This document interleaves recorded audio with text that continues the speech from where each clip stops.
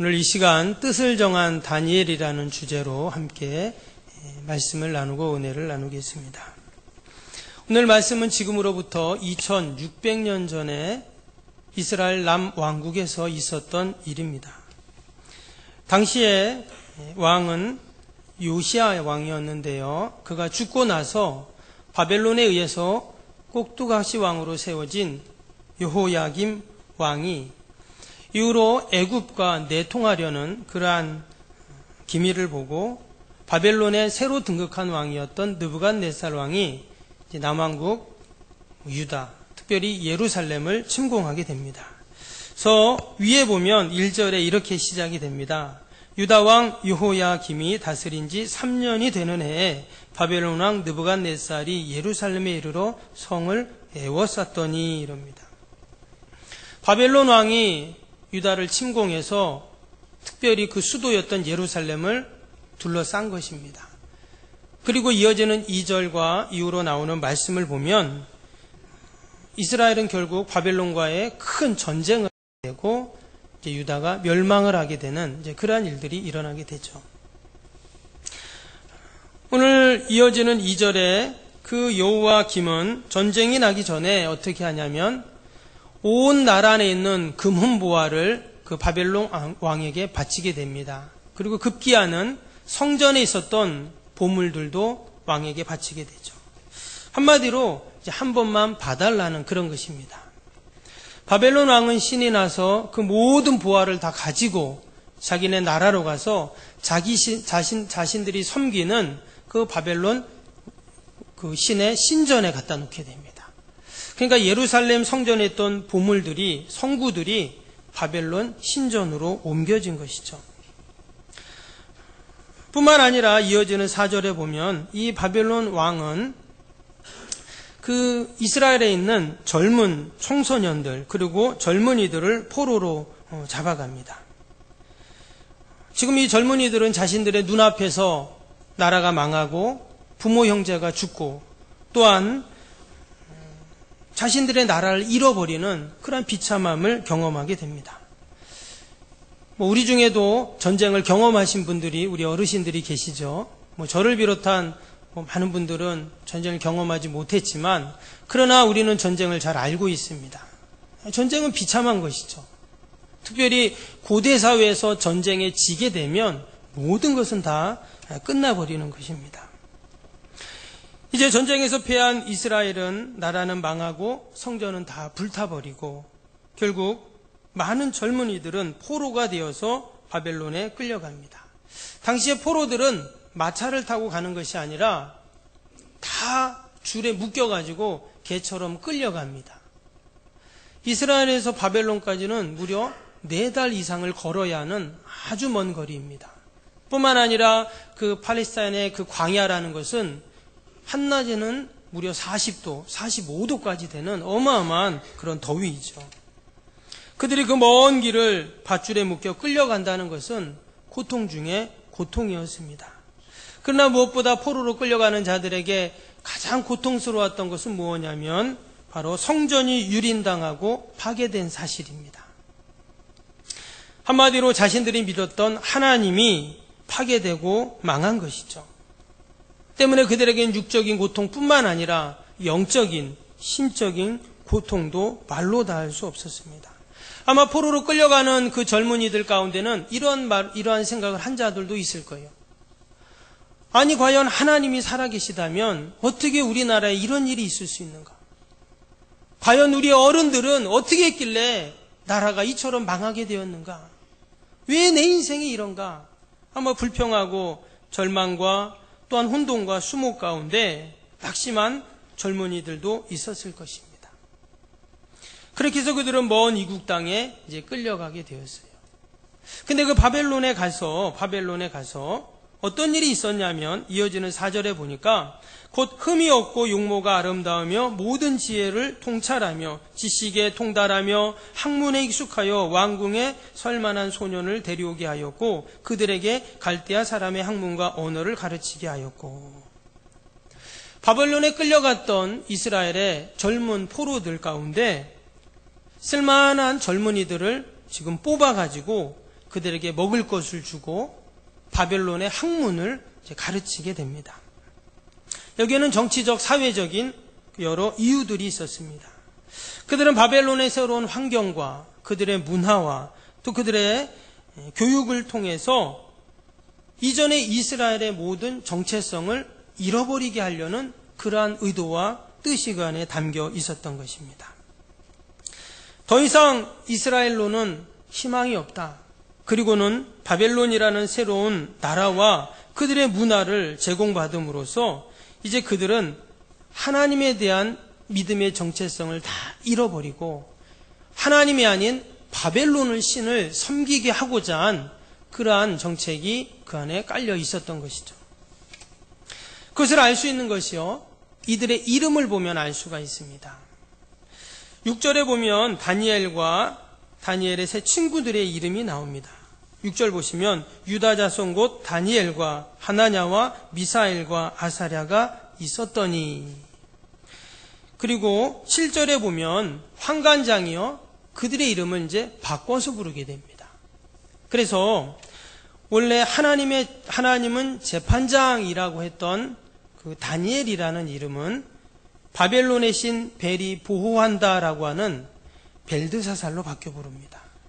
그리고 하나님의 은혜이었던 하나냐는 사드락이라는 달신 아쿠의 명령이라는 이름으로 바뀝니다.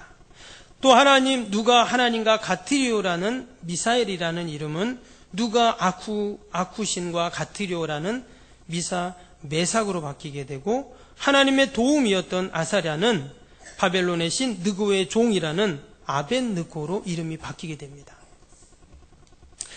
마치 우리 옛날에 일제강점기 때 우리나라 사람들 이름을 일제 사람들이 다 바꿔버렸죠. 일본 이름으로 바꿔버렸습니다.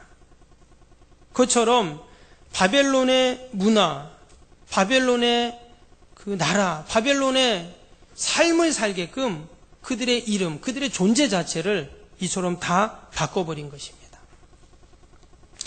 그럼 이제 다니엘과 세 친구, 포로로 끌려갔던 그들의 목숨은 누구에게 달렸을까요? 당연히 바벨론 왕에게 달려 있습니다.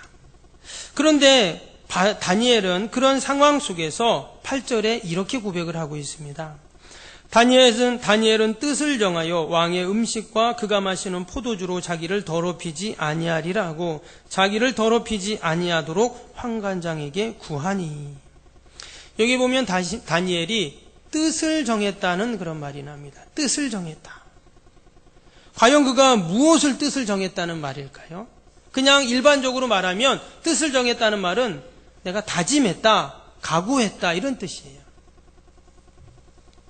한마디로 다니엘은 지금 자신이 놓인 운명에 자신의 인생을 맡긴 게 아니라 뜻을 정했다는 거예요. 다니엘은 조상들의 죄악으로 인하여 자기가 이처럼 포로로 끌려왔지만 조상들을 원망하고 지금 이 상황 속에서 내가 사는 것이 아니라 그는 뜻을 정하게 됩니다.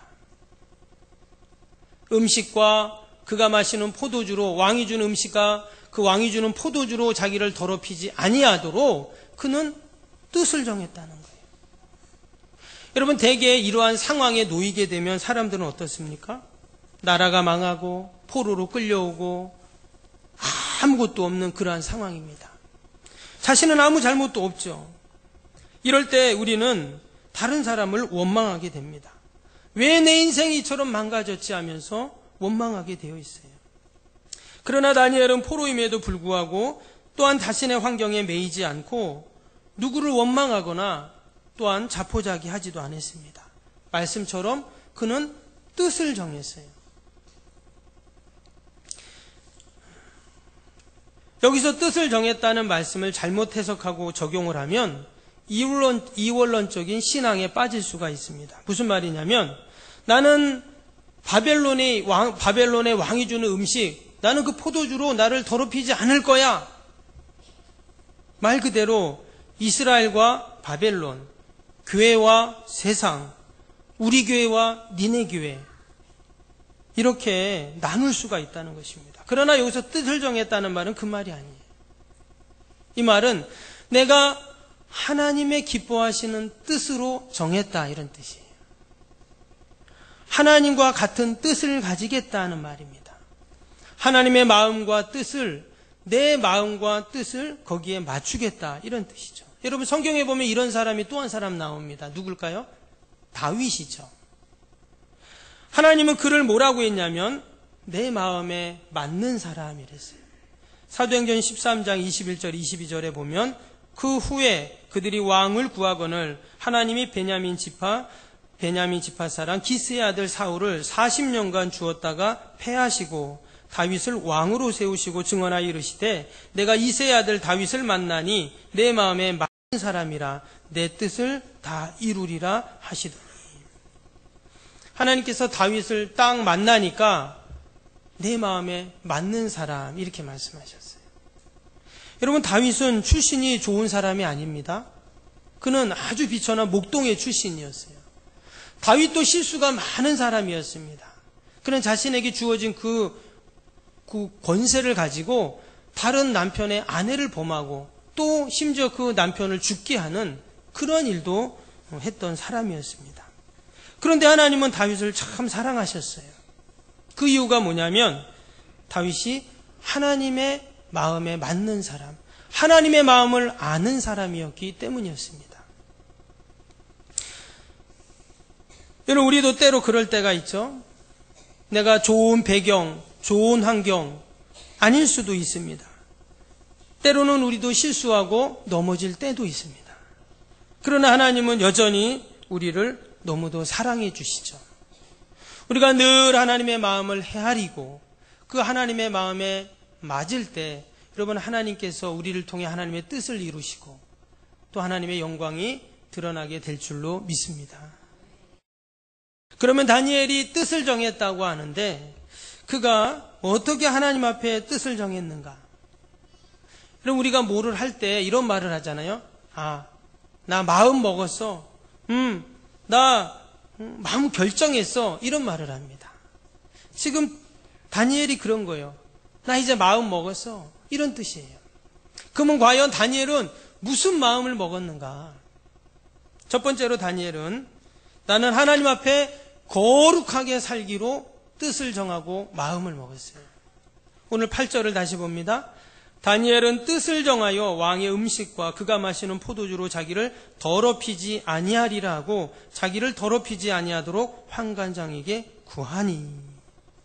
여기서 자기를 더럽히지 않겠다는 말, 바로 경건을 자신의 삶의 목표로 삼겠다는 거예요. 거룩을 나의 삶의 목표로 삼겠다, 이런 뜻입니다. 여러분, 지금 다니엘이 왜 왕이 주는 음식을 먹지 않을까요? 분명히 왕이 주는 음식은 산의 진미입니다. 그러나 당시의 왕의 음식은, 고대사의 왕의 음식은요, 그들이 믿는 신에게 바쳤던 음식입니다. 신에게 바쳤던 음식을 왕이 먹게 되어 있어요. 근데 지금 그것을 다니엘과 그 친구들에게 준다는 말이에요. 때문에 다니엘은 우상 앞에 드렸던 그 음식을 먹음으로 나의 육신뿐만 아니라 나의 영혼도 물들지 않게 하겠다. 이것은 결코 쉬운 결단이 아닙니다.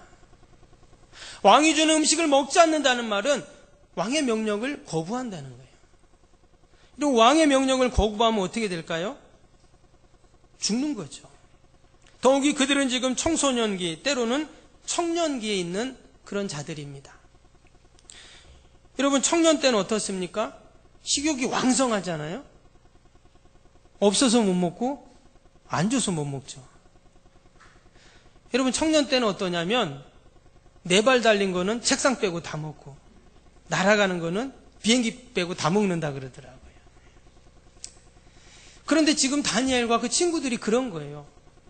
이방 나라에서 포로로 가서 얼마나 배가 고프겠어요. 그런데 안 먹겠다는 거예요. 그리고는 뭐만 먹냐? 채소하고 물만 먹는데요. 지금이야 채소하고 물 먹으면 다이어트 되고 살 빠지고 얼마나 좋아요. 근데 이때는 그때가 아니죠. 더욱이 왕의 명령을 거역합니다. 죽음을 각오하는 거예요. 또한 그들은 왕의 음식을 거절하는 그 순간부터 자신들의 주어질 출세와 성공의 길이 다 막히는 겁니다. 저 왕의 명령도 안 듣는데 어떻게 출세할 수 있겠어요? 그들은 지금 포로로 잡혀온 노예의 삶을 살고 있습니다. 자유도 없습니다. 제대로 먹을 수도 없습니다. 그럼에도 불구하고 뜻을 정하여 왕의 음식에 자신을 더럽히지 않겠다. 이렇게 지금 이야기합니다. 지금 상상할 수도 없는 특권이 그들에게 주어졌는데 그걸 다 그들은 내어놓는 거예요. 왜 그렇게 합니까? 그들은 끝까지 신앙의 순결을 지키고 경건과 믿음을 지키겠다 하는 것입니다. 내가 출세하지 않더라도, 내가 좀 돈을 덜 벌더라도, 심지어 내가 죽더라도 나는 거룩을 선택하겠다는 거예요. 여러분, 이것이 바로 하나님의 택한 백성들의 삶인 줄로 믿습니다. 여러분, 지금 나는 무엇의 뜻을 정했습니까? 우리가 오직 경건과 거룩의 뜻을 정할 때 하나님께서 우리를 지켜주시고 돌봐주시고 형통케 하실 줄로 믿습니다. 두 번째로 다니엘은 무엇의 뜻을 정했냐면 나는 기도하며 살리라는 뜻을 정했어요. 여러분, 시간이 지나면서 다니엘은 왕의 총애를 받습니다. 지금 그는 포로 출신이고 노예이고 왕의 명령도 거역했지만 여러분, 아무리 진주를 진흙 속에 갖다 놔도 어때요? 진주는 빛나는 법입니다. 시간이 점점 지나니까 다니엘은 찬란한 빛으로 별로 빛나는 거예요. 그러니까 왕의 총애를 받아요. 여러분, 왕의 총애를 받으면 꼭 누가 생길까요? 시기하는 자들이 생깁니다. 그래서 그 주위에 있는 다른 신하들이 막 시기 질투하는 거예요. 그러면서 그 총리와 고관들이 어떻게 하면 다니엘을 모함해서 내리게 할까 하는 그런 음모를 꾸미게 되죠. 그래서 낸 것이 뭐냐면 왕의 금령을 발표합니다. 어떤 금령입니까? 30일 동안 왕과 다른 신에게 절을 하는 자는 다 사자굴에 집어넣는다는 거예요. 다니엘은 그것을 알고 있었습니다. 왜? 자기도 고관이었기 때문에, 총리였기 때문에. 근데 다니엘 6장 10절에 이렇게 말씀합니다. 다니엘이 이 조수의 왕의 도장이 찍힌 것을 알고도 자기 집에 돌아가서는 윗방에 올라가 예루살렘으로 향한 창문을 열고 전에 하던 대로 하루에 3번씩 무릎을 꿇고 기도하며 그의 하나님께 감사하였더라. 여기 보면 전에 하던 대로라는 말이 나와요. 전에 하던 대로. 이것은 다른 말로 하면 뜻을 정한 대로 이런 뜻이에요. 그가 하루에 3번씩 하나님께 뜻을 정한 대로 기도하고 감사하고 있습니다. 근데 그렇게 하면 사자굴에 던져지는 것을 알고 있어요. 그럼에도 불구하고 그는 그 상황 속에서 감사 기도를 하고 있습니다. 여러분, 사람들은 대개 이럴 때 어떤 기도를 할까요? 하나님, 내가 하나님 앞에 끝까지 신앙의 순결을 지키고 믿음과 경건을 붙잡고 나아갔는데 하나님, 왜 나에게 이런 일이 생깁니까? 내가 기도하면 사자굴에 던져진다고 하는데 내가 하나님 기도해야 됩니까? 말아야 됩니까? 이런 기도와 갈등을 다니엘은 하지 않아요. 더 나아가서 하나님, 나를 이렇게 모함하는 저들을 전부 다 사자굴에 집어 던져주세요. 이렇게 기도하지 않는다는 거예요. 다니엘은 여전히 상황을 보지 않고 하나님을 봅니다. 그리고는 감사하는 거죠. 어떻게 이런 상황에 감사할 수 있겠어요? 하나님을 보면 감사가 되는 거죠. 그러나 하나님을 보지 못하면 여전히 불평하고 낙심하고 정죄하고 하는 것입니다. 근데 하나님께서 이처럼 뜻을 정한 다니엘에게 은혜를 베푸십니다. 하나님, 내가 끝까지 거룩을 지키겠습니다. 하나님, 내가 끝까지 감사 기도하겠습니다. 이게 뜻을 정한 다니엘을 하나님은 외면치 않으세요. 하나님은 은혜를 베풀어 주십니다. 첫 번째로 어떤 은혜를 베푸셨냐면 좋은 믿음의 동역자들을 붙여주세요. 오늘 먼저 다니엘에게 하나님께서는 새 친구가 있다고 오늘 말씀에 나오죠.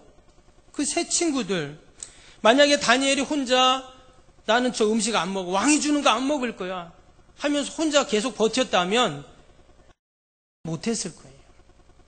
그런데 주위에 좋은 친구들이, 동역자들이 있었습니다.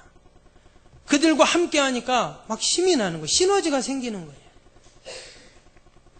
뿐만 아니라 9절에 보니까 하나님이 다니엘로 하여금 환관장에게 은혜와 긍휼을 얻게 하신지라 했어요. 이 환관장이라는 사람은 어떤 사람이냐면 다니엘을 훈련시키는 사람입니다. 교육시키는 사람이고 감시하는 사람이죠. 이 환관장은 바벨론 체제를 다니엘에게, 그 친구들에게 가르치는 상당한 지식인이고 또한 고위 관리였습니다. 그런 환관장이 다니엘의 편이 될 수가 없죠. 그들을 감시하는 자이고 훈련시키는 자이고 그들을 관리하는 사람입니다. 바벨론 사람입니다. 그런데 그런 환관장이 다니엘의 편이 되었다라는 거예요. 여러분, 우리 신앙의 여정도 마찬가지입니다. 우리가 하나님 앞에 뜻을 정할 때 하나님 이런 좋은 믿음의 동역자들을 붙여주세요. 아멘입니까?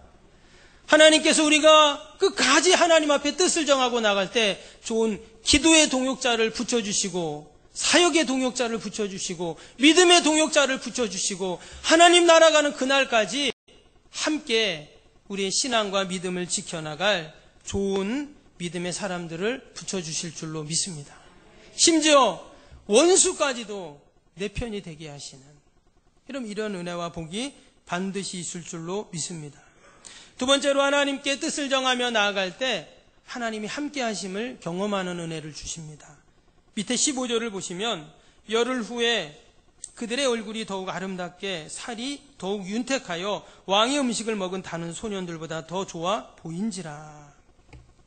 여기 보면 다니엘과 그 친구들이 열흘 동안 채소와 물만 먹었습니다. 그런데 뭐라고 했어요? 더 살이 찌고 윤택했다, 이렇게 지금 말씀이 나오고 있습니다. 더 아름답고 더 살이 찌고 건강해졌다는 거예요. 여러분, 환관장이 그 모습을 보고 어떻게 했습니까? 환관장이 그 모습을 보고 놀라는 거죠. 아니, 어떻게 고기를 먹고 왕의 산의 진미를 먹은 저 소년들보다 저 다니엘과 저 세 친구가 어떻게 저렇게 더 좋아 보이고 살이 찌고 윤택하고 어떻게 저럴 수 있지? 그들이 믿는 여호와 하나님이 어떤 하나님인가? 하나님이 그들과 함께 하시는가 보다 그는 깨닫게 되는 것이죠. 이후로 여러분, 금신상에 절을 하지 않은 세 친구 극렬하게 타는 풀무불에 던져지게 됩니다. 그때 하나님이 어떻게 하십니까? 하나님께서 그들이 하나도 상하지 않도록 하나님이 지켜주시죠.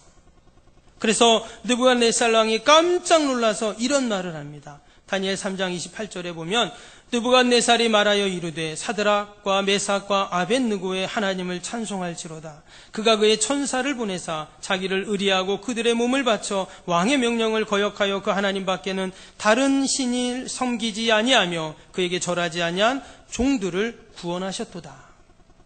지금 바벨론 왕이 하는 말입니다. 다니엘의 그 세 친구들이 금신상에 절하지 않아 사자굴에 던져져서 아침에 가서 그들의 뼈를 추리려고 했는데 뼈는커녕 하나도 다치지 않았어요. 그리고는 뭐라고 합니까? 그들이 믿는 하나님께서 그들을 구원하셨다는 거예요. 하나님이 함께 하심을 본 것입니다. 이방 왕이 그것을 보고 하나님을 찬양하고 있어요. 뿐만 아닙니다. 다니엘도 마찬가지예요. 다니엘이 사자굴에 던져집니다. 굶주린 사자들이 다니엘을 덮쳐서 그를 잡아먹어야 합니다. 그런데 어떻게 돼요? 그 또한 마찬가지입니다. 다니엘이 하나도 상하지 않아요. 그때 다리오 왕이 조소를 내립니다. 다니엘서 6장 26절에 내가 이제 조소를 내리노라. 내 나라 관할 아래에 있는 사람들은 다 다니엘의 하나님 앞에서 떨며 두려워할지니 그는 살아계시는 하나님이요 영원히 변하지 아니하실 이시며 그의 나라는 멸망하지 아니할 것이요 그의 권세는 무궁할 것이며. 지금 이방 왕이 하는 말입니다. 다니엘의 하나님 앞에서 다 두려워 떨어야 한다는 거예요. 그리고 그의 권세가 영원 무궁할 것이다, 이렇게 말했습니다. 바로 하나님이 다니엘과 함께 하시는 것을 사람들이 보는 거예요. 여러분, 우리가 하나님 앞에 뜻을 정하며 그 하나님의 약속의 말씀을 붙잡고 나아갈 때 우리 주위에 있는 사람들이 하나님이 나와 함께 하심을 보게 됩니다. 원수들이 지금 하나님을 찬양하는 그러한 일들이 일어나요. 여러분, 저와 여러분이 한 주간을 살면서도 우리가 오직 하나님 앞에 뜻을 정하는 저와 여러분이 될 수 있기를 바랍니다. 그때 하나님이 나와 함께 하심을 우리는 알게 되죠. 마지막으로 하나님께서는 그들에게 지혜와 총명을 주십니다. 17절에 보면 하나님이 이 네 소년에게 학문을 주시고 모든 서적을 깨닫게 하시고 지혜를 주셨으니 다니엘은 또 모든 환상과 꿈을 깨달아 알더라. 밑에 20절입니다. 왕이 그들에게 모든 일을 묻는 중에 그 지혜와 총명이 온 나라 박수와 술객보다 10배나 나온 줄 아니라. 지금 다니엘이요, 이 바벨론의 박사와 술객, 지식인들입니다. 그들보다 10배나 더하다고 했어요. 지혜와 총명이. 그래서 예를 들면 이 바벨론 그 박사와 술객들이 IQ가 라고 하면 다니엘은 1000인 겁니다. 이건 천재죠. 그러나 그 지식과 총명이 그냥 머리가 좋은 게 아니에요. 뭐라고 했어요? 다니엘이 보니까 꿈과 모든 환상과 꿈을 깨달아 알았다, 이렇게 말했습니다. 여러분, 그냥 세상적인 지식과 총명은 세상의 지식을 아는 것입니다. 그러나 환상과 꿈은 어때요? 영적인 것입니다. 그것은 세상의 지혜와 총명으로는 알 수 없어요. 그런데 하나님께서는 하늘의 지혜와 영적인 지혜와 총명을 부어주시니까 다니엘이 육적인 지혜 총명뿐만 아니라 영적인 지혜와 총명까지 얻어서 그 땅에서 살아간 것이죠. 여러분, 지금의 시대에 얼마나 많은 지식과 정보가 우리에게 있습니까? 그러나 그것으로 우리가 세상을 이겨나갈 수가 없어요. 그러나 하나님이 주시는 지혜와 영적인 총명이 있으면 능히 승리할 줄로 믿습니다. 그래서 우리가 우리의 자녀들에게 늘 기도하는 것이 그겁니다. 세상의 지혜와 총명뿐만 아니라 영적인 지혜와 총명을 하나님 부어 주옵소서. 이렇게 기도할 때 하나님께서 우리의 자녀손들을 통해 하나님의 영광을 드러낼 줄로 믿습니다. 오늘 마지막으로 오늘 1장 마지막 절 21절에 보면 이런 말씀이 나옵니다. 21절 보시면 다니엘은 고레스 왕 원년까지 있으니라 했습니다. 다니엘이 고레스 왕 원년까지 있었다. 이 말은 무슨 말이냐면 이제 이스라엘이 바벨론에서 모든 포로 생활을 끝내고 고국으로 돌아갈 때 이 고레스라는 왕이 칙령을 내죠. 고국의 이 속국의 모든 속국의 그 포로들은 다 고국으로 돌아가라는 칙령을 내게 됩니다. 근데 다니엘이 그때까지 있었다는 거예요. 그 무슨 말입니까? 바벨론으로 포로로 끌려올 때부터 다시금 고국으로 돌아갈 때까지 다니엘이 있었어요.